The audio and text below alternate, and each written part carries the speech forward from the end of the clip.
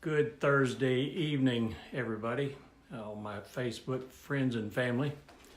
Had to move inside. The rain got a little bit loud. Our deck has a tin roof on it, so when it rains, it makes a lot of racket. Gonna give it just a second here. We're about a few seconds away from 7, so just kind of get in here. Hey, Kathy. Glad you flipped over here. We're going to be talking about a subject that's near and dear to my heart, and I can tell you that Kathy is in the same boat with me because we were in a meeting yesterday together, and that is our kids. So it's 7 o'clock. So we're going to get started. This week has been my positive thinking week. If you have been following along, last week was how to build habits. This week was how to develop and keep a positive attitude. And tonight, I've titled this one, hey Jennifer, I've titled this one, Who's Watching Who? Because the most important people in the world are watching you and I, and that is our kids. So I kind of want to bring this positive thinking message back down to our everyday lives, and not only how we learned how it affects us. We know that it affects us physiologically as well as mentally. But what we tend to forget sometimes is how our attitude affects those little ones that are around us. Now, being a grandfather, I have moved into a different role. I'm kind of like the wise sage now. Whenever we're in the car with my grandkids, I always am giving them some bit of wisdom or trivia from the 1960s, which was millions of years ago. But if you're a parent, it's vitally important these days, because it's so easy for our kids to just get sucked into all of the negativity. And if we're adding to it as parents or as grandparents, then we're doing double disservice to these kids. And I believe this more now than I ever have in my entire life. But our kids are our future. If the United States is going to, or if the world, as a matter of fact, is going to pull out of the doldrums that we're in right now, it's going to have to come from our kids. And I have a lot of faith in our kids because I've talked to them, and I get a sense of how they think. But I also have got to tell you that we are raising some of the most pessimistic kids that there are. And that's the reason, and that's because of the fact that they're mirroring what you and I are doing. So tonight we're going to talk about several different things, but I want to read you an excerpt from a book called The Prophet, which was written by Khalil Gibran, who was a Lebanese writer, raised in America, born in Lebanon, raised in America. Lived in the late 1800s, died in 1931. So his era that he was operating in was that turn of the century kind of thing, similar to what we did 10 or 12 years ago, or 8 years ago, I guess. Now, I never was very good with math. Anyway, this chapter is chapter number 4, and it's on children. And let me just set up the story a little bit. This character, this is a fiction book. This character, the prophet, is getting ready to leave a land that he has lived in for many years. And he's grown quite a reputation as being a very wise person. So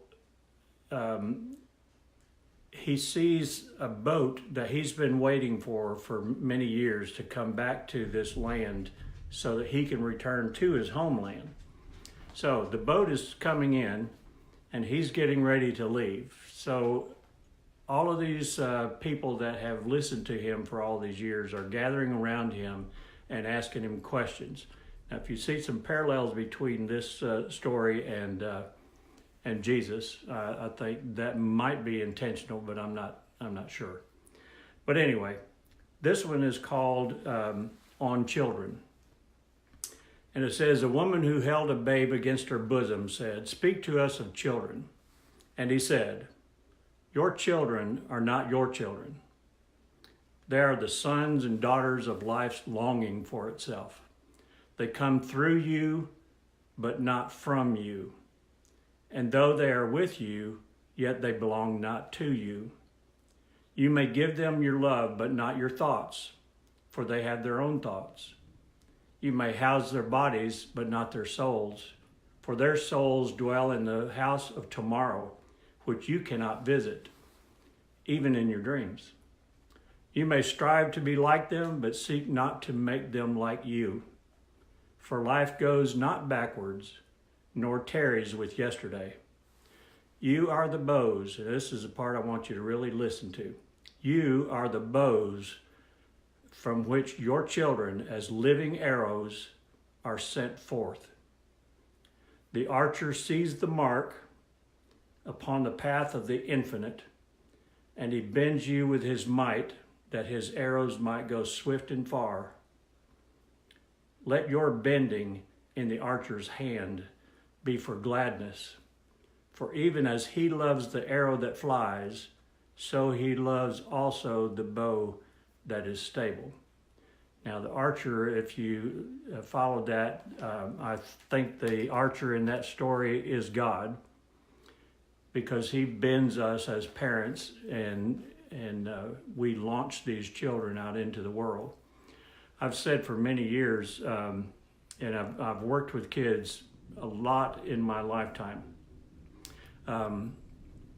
When we lived in Georgia, I worked for the CASA program, which is a court-appointed special advocate program, starting out as a volunteer, and then I got into more into training volunteers and just taking care of the volunteers themselves. When we moved up here, I was the first full-time, and not technically full-time, but logically or literally full-time director of the CASA program here. I went from the CASA program over to the Child Advocacy Center. So I've worked with kids a lot in my lifetime. And I've said many times that our job as parents is to teach our children to parent themselves. And what I mean by that is that our job as parents is not necessarily the protector, although we want to play that role. It's not the director or the controller, even though we try and play that role many times. Our job is to teach our kids to take care of themselves. And that, has changed by generation upon generation. My generation, we were a little more industrious than the generation that followed us, and then the generation that followed that. We were taught to work and to do things for ourselves. Now, I'm not trying to say that as if that's where we need to go back to, because we can't go backwards. We can only move forward. So we have to take on a role with our kids today, and instead of, I think one of the terms that came out a few years ago was a helicopter parent, one that just hovers and makes sure that everything works right, and we fight our kids' battles, and we argue our kids' arguments. And it's really doing a disservice to our kids. But the biggest thing in my estimation that we do incorrectly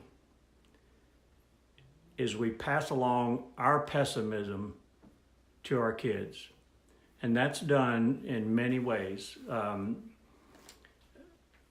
If you are a positive person, you're going to tell them that they can do everything that they want to do. If you're a pessimist person, you tell them to be careful. Don't go out into the rain. Don't get your clothes muddy. All of these things, these types of barriers that we put around our kids. We also don't teach our kids civility, because we don't show them civility. We don't demonstrate that when we're out into the world, or when we're around our friends at a picnic or a cookout or something, and we're arguing about Trump and the Democrats and the Republicans and the conservatives and the liberals, and now we've got to throw in the socialists into that argument. It's that we envelop our kids in so much pessimism that that's what they think normal is. They don't understand that normal is taking care of yourself. Normal is learning to do things for yourself and to take responsibility for yourself, and to become eventually a productive and creative adult. So, my point in all that tirade is this. You and I, as parents and grandparents, have to, there is, in my estimation, there is no gray area here. We have to take a more active role in developing a positive attitude and pushing and passing that, don't push it down, passing that down to our kids. Because they need to know that they can do anything that they set out to do. And just telling a child that is not enough. It's kind of like, a lot of times we criticize our church members, because we say they're saying one thing and doing another. And then our church members are probably saying that about us. Well, I saw old Ken doing this, and, he shouldn't have been doing that. That's the kind of thing that is going on with our kids. We're telling them something, but not showing them something. And another phrase that I like to use a lot is, I'd rather see a sermon than hear a sermon. Same thing is true with our kids. They need to see us as positive people. They need to see us as loving people. They need to see us as accepting people. They need to see us, instead of just up in the stands at the football or basketball, baseball games or whatever, cheering them on. They need to see us down in the trenches, helping the people that are less fortunate than us. And there's so many ways. Springfield is just alive with volunteering opportunities. And I know every town that you live in, there's people here on from Arkansas. There's people on here from the DC area. The areas, the places where we live are just teeming with volunteer opportunities. So much so that people are just begging people to volunteer. Now, that's what we need to be teaching our kids, because that is positive. That takes on a whole different nature. That puts our Christianity, if you are Christian, if you're not, it puts your religion, your faith, at work in their lives. There's a new book that just came out in the Time magazine for September the 3rd. There's an article that's called Raising Pessimistic Kids. Of course, you're going to see that backwards. Raising Optimistic Kids, in an Era of Pessimism. And this lady's name is K.J. Del Antonia. And she writes a book from a parent's perspective of how hard it is to be a parent today. But she doesn't just beat down the job and tell you how hard it is. She also brings out things that you should be doing. And the first thing that in her article, the first thing that she mentions is that you have to pay attention to the positive. You have to accentuate the positive. And I think there's an old Disney song to to that nature. Don't get me to singing, because you probably start flipping off on me. But there's truth in that. There is power in positivity. There's power in passing that down to our kids and showing it to them. The second thing she lists, and this when I read this today, I just almost fell off my chair, because it sounds exactly like the other things that I've done this week. The second thing she says is change how you explain current events. Now, that's difficult for us to explain, because I don't even understand a lot of the current events. But the thing that we need to do is to frame current events in a light that does not glorify the pessimistic side of it, but brings out the positive side of it. There's been a lot of tragedy throughout the world. This week alone in the Hawaiian Islands, they've not only suffered through volcano eruptions, but now they're having to start rebuilding the damage that was caused by the typhoon or the hurricane that went through there. And that's kind of what she's talking about there, is because if we can take the tragedies that are happening in the world and don't emphasize or don't strengthen the fact that it's a tragedy. In other words, if it's another shooting situation, which we unfortunately are probably going to deal with at any moment, but if that happens, the tragedy is important. Don't get me wrong. I'm not taking away from the tragedy itself. People that get killed or harmed or injured, that's the tragedy part of it. But the positive part of that tragedy is what happens afterwards. It's what happens in the communities when these things go on. The movements that start up, the things that the communities do to get these kids back in shape, to get this back out of their memories and out of their lives, which is impossible, but we can do a good job at showing the positive things that are happening. Another personal belief of mine is that, and I know this is debated, but I don't believe that God creates situations that we have to go through. In other words, if I'm faced with a tragedy, I don't believe God put me in that position. What I do believe is that after that tragedy has happened, God helps bring us out of that and to teach us from that. Either teach us to be strong and resilient, and that's what we need to be passing on to our kids. Not when tragedy strikes. It's when tragedy is happening somewhere else that you can use as a teaching tool to show your kids that the world is not as screwed up as everybody wants us to believe. It is not as bad as the news outlets want you to believe, or the newspapers or whatever want you to believe. And that's the next thing that she puts in her article, her little essay here, is moderate your news intake. If you followed anything that I've told you in the last month or so, number one thing for me is turn off the news. Get rid of it. It is of no value to you. You will not miss a beat.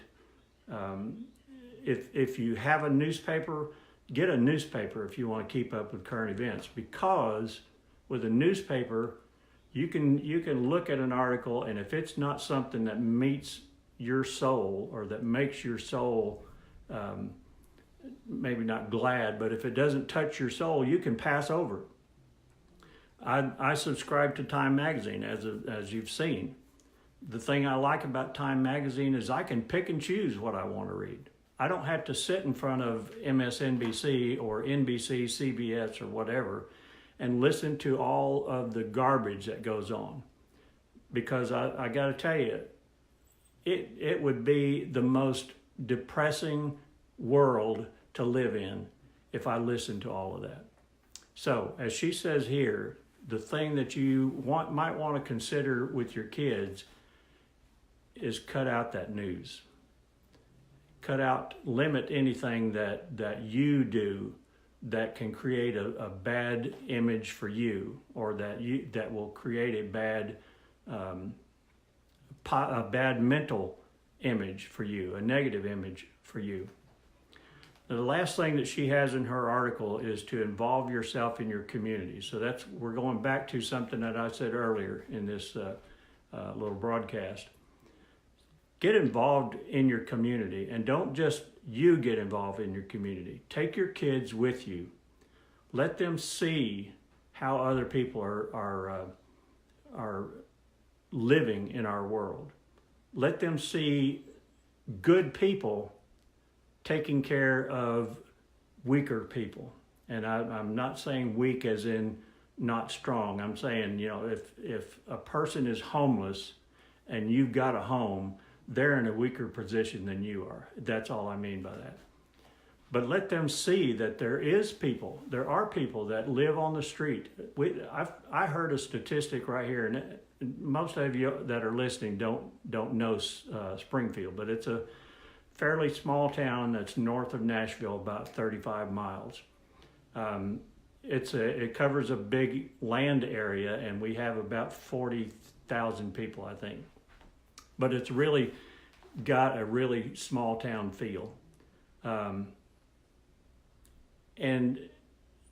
as I mentioned earlier, there's so much that you can do. But the statistic that I heard the other day that just blew my mind was that we have 288 homeless children in our school system. 288. Now, that may not be a big number for Washington, D.C. or New York City or Chicago, but that blows my mind for our little town. But my point is that if you take your kids and get them involved in programs where they can interact with other kids, I think you'll see that suddenly the iPhone X is not going to be that big a deal anymore, because they're going to understand that what I have is way above what these kids have. I volunteer for a group that's coming up on my second time. It's called Laundry Love. Laundry Love. It started out in California, and it's kind of spread out through the United States, but a lady here in town, a friend of mine, has brought that to Springfield. And what it is we go one Friday a month, we go to a laundromat here in town, and that laundromat turns it over to us. And anybody that comes into that laundromat is going to get their clothes washed for free. And they have advertised it all over town, and we did, I think this last time we did something like 600 or 700 loads of laundry. Now, you have to understand, some of these people had 8, 10, 12 loads of laundry because this is the only chance that they get. But I was so touched by the people that came in there and the volunteers, because when they come in, we not only take care of their laundry for them, they have to actually do their laundry, but we pay for it. But there's interaction between the adults and the people that are coming in, the volunteers rather, and the people that are coming in to get their laundry done. And just to see that, and to see the smile on their face when they walk out of there with clean clothes and clean bedding and that kind of thing, it just makes my heart pump with joy. So it's those kinds of things that we can get our kids involved in to teach them what positivity is all about, and what living a generous, thoughtful, caring, loving life is all about. That's what you and I need to be teaching our kids. It's not all the arguments over who's right and who's wrong about politics or religion or whatever. Those things, they do more harm than good. No, don't misunderstand that. I'm not saying religion does more harm than good, but many do. Again, my point, friends, is that you and I, as parents and grandparents, have got to step up and show our children what a positive life looks like, what an effective life looks like. It's not one where we cry and moan over this or that's happened to me today, or I spilled my caramel soy latte, whatever, and got it on my clothes, or those kind of things are so minuscule compared to the big things. And I know this is such an important thing for us to consider. It's such an important mission that you and I need to go on. And I was thinking today that I would like to create a revolution. And that revolution would be for parents to step up and quit whining about how things are, quit fighting our kids' battles, and start parenting our kids, teach them how to be positive, how to be effective, how to be loving, giving, all the things that we're learning in all of our churches, regardless of what your religion is.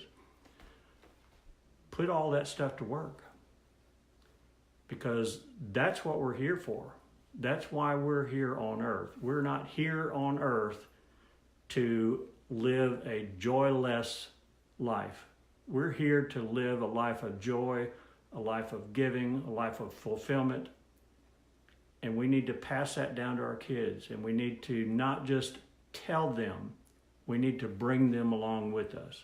Let them see us getting our hands dirty. Let them see us loading someone else's laundry into a washing machine. Those are the things that will be important to your kids. And I guarantee you that will have more meaning to them than any iPhone or whatever gadget, iPad, whatever. So this is the end of my positive thinking week. And when I started the 1st of August, I committed to doing these every week for the full month of August. So I was doing 2 Facebook Lives and 2 blogs every week. And I've loved doing them. My problem in doing these is I just don't know when to quit, because there's so much to say. But so I'm getting to the point that I am going to kind of scale back a little bit, because I don't want to inundate you with stuff unless you want me to.